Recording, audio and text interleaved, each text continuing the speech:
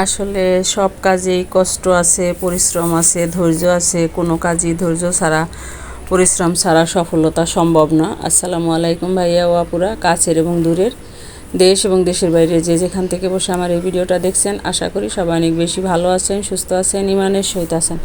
আমিও আলহামদুলিল্লাহ আল্লাহর রহমতে সবাইকে নিয়ে অনেক ভালো আছি। চলে আসলাম নতুন আরেকটা ব্লগ নিয়ে, আশা করি সবার কাছেই ভালো লাগবে। তো বৃষ্টি হয়েছে, বৃষ্টি হওয়ার পরে মাটিগুলা নরম হয়ে আছে।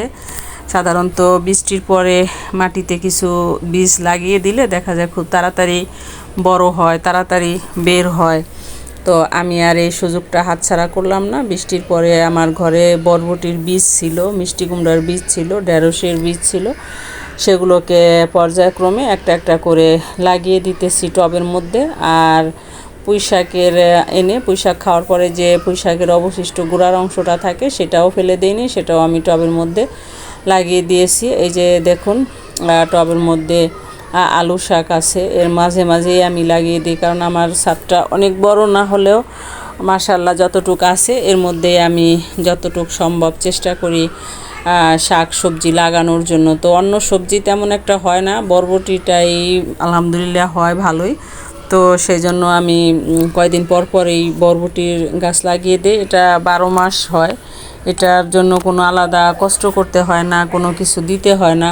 এটা দেখা যায় যে এমনি এমনি অনেক হয়।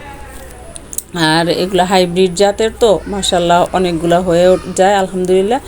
আর এই যে দেখুন, মানে তরমুজ গাছ হয়ে আছে, তরমুজ লাগিয়ে মানে খাওয়ার পরে যে তরমুজের ছোকলাটা গাছের গোড়ায় দিয়ে দিয়েছিলাম সেই বীজ থেকেই মানে হয়েছে। তো এগুলা পরিষ্কার করে ফেলে দিব। এই আগাছা থাকলে আবার গাছের যে খাবারটা সেটাই আগাছাতেই নিয়ে যায়, তো গাছ ওরকমের একটা বাড়তে পারে না, জঙ্গল হয়ে যায়।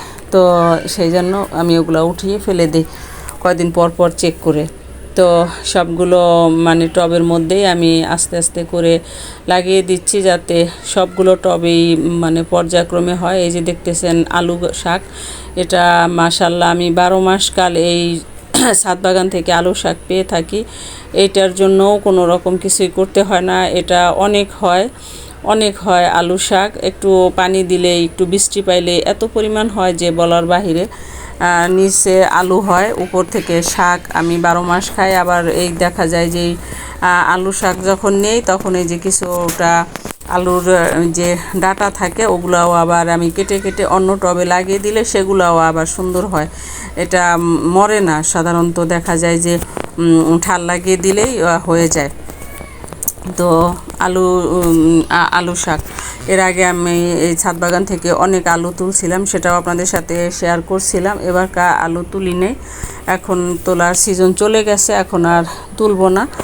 এখন এই টবে এরকমই থাকবে, আবার সামনে বছর ইনশাল্লাহ তুলবো। আমি প্রত্যেকটা টবেই লাগিয়ে দিচ্ছি যাতে সবগুলোতেই পর্যায়ক্রমে হয়। আর এই যে দেখতেছো একটা টব মিষ্টি কুমড়া গাছ হয়েছে, এখান থেকে মিষ্টি কুমড়া শাক কেটে নিয়ে খেয়ে ফেলছি।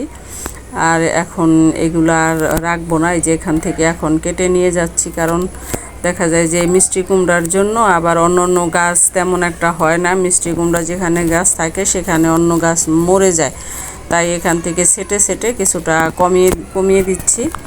আর এটার মধ্যে আর কোনো বীজ লাগাবো না, কারণ এটার মধ্যে এত পরিমাণ পুয়ের বীজই ফালানো হয়েছে যে সবগুলো হইলে কি অবস্থা হবে আমি জানি না, তোমাদের সাথে পর্যায়ক্রমে শেয়ার করব। তো আমি কিন্তু মিষ্টি কুমড়ার অনেকগুলা শাক আগা এগুলো কেটে নিয়েছি, কারণ এগুলো আমি রাখবো না। মিষ্টি কুমড়া গাছটাই আমি একসময় ফেলে দিব, কারণ এই পুঁই শাকটা আমি চাচ্ছি যে বেড়ে উঠুক এই টবের মধ্যে, এই নতুন টব এটা। আর ওই যে নিচে দেখো অনেক বিচি হয়েছে, আপা যেখান থেকে এই পুয়ের বিচি পাইছে সবগুলো এটার মধ্যে এনে এনে এনে এনে লাগিয়ে দিয়েছে। আর এই যে আমার আম গাছটা আমি আর দেখাবো না কাউরে, সবার নাকি মুখ লাগছে, এই জন্য আম চড়ে নিয়ে যায়। তো যাই হোক, ফিরে এলাম 1 সপ্তাহ পরে। এই যে এখানে যে বীজ লাগিয়েছিলাম বরবটি, সেই বীজগুলো আলহামদুলিল্লাহ, শুকুর আলহামদুলিল্লাহ সবগুলো জ্বালাইছে। এখন সামনে বড় হইলে তোমাদের সাথে শেয়ার করব। ফিরে আসবো নতুন কোনো ভিডিও নিয়ে। আল্লাহ হাফেজ।